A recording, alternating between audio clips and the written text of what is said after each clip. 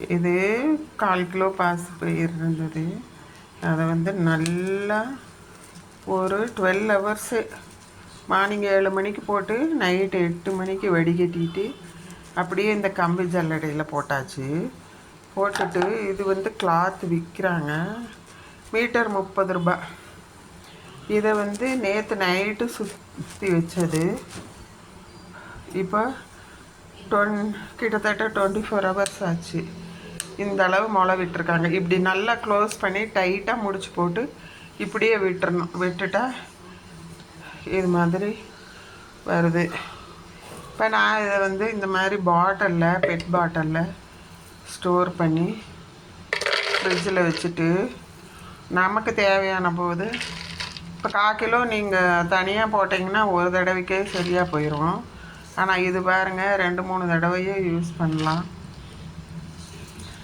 நாளைக்கு பச்சை பயிர் கடைகிறதே முளைக்கட்டின பயிரில் தான் கடைய போகிறேன்.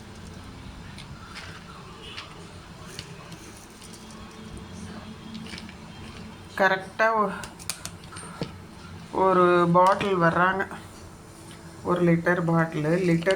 இது 1 லிட்டர் பிடிக்கும்.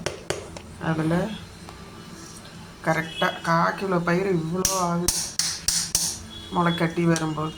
அதிகமாக தோசை மாவெல்லாம் இருக்குது, அதனால் அதெல்லாம் எதுவும் பண்ணல. நாளைக்கு பச்சை பயிர் கடைஞ்சி சில்லி சிக்கன் பண்ணி காலேஜுக்கு கொடுத்து அனுப்பணும், ரைஸோட சப்பாத்தியோட. அதுதான் சரியா? ரொம்ப ரொம்ப உடம்புக்கு நல்லது. இது ஏற்கனவே நான் முளைக்கட்டினது போட்டிருக்கிறேன், ஆனால் அது வேறு விதமாக இருக்கும். துப்பட்டாவில் கட்டி வச்சுருப்பேன். இந்த தடவை போய் நேற்று மீட்ரு 30 ரூபான்னு வாங்கிட்டு வந்து அதை 2ஆக கட் பண்ணி வச்சுக்கிட்டேன். 1.25 மீட்டர் இருந்தது, 30 ரூபாய்க்கு கொடுத்தாங்க.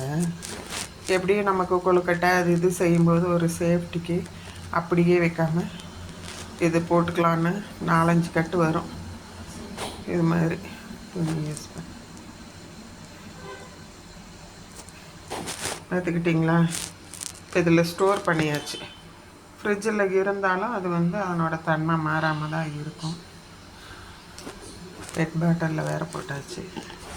க்ளோஸ் பண்ணிவிட்டு அப்படியே வைக்க வேண்டியது தான். இல்லைன்னா இந்த இடத்துல பாலித்தீன் போட்டுட்டு வச்சா இன்னும் சேஃப்டியாக இருக்கும். நம்ம எப்படி வச்சோமோ அப்படியே இருக்கும். அதனால் இப்போ பாலித்தீன் வந்து ஒன்று போடணும். சும்மா கேரி பேக் பாலித்தீனே நான் போட போகிறேன். பாருங்கள்,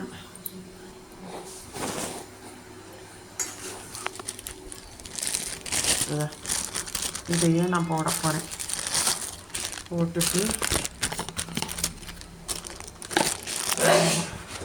இப்படியே நான் க்ளோஸ் பண்ணி வைக்கிறேன் ஃப்ரிட்ஜில். இது வரும் 2-3 தடவைக்கு வரும் எங்களுக்கு செய்து.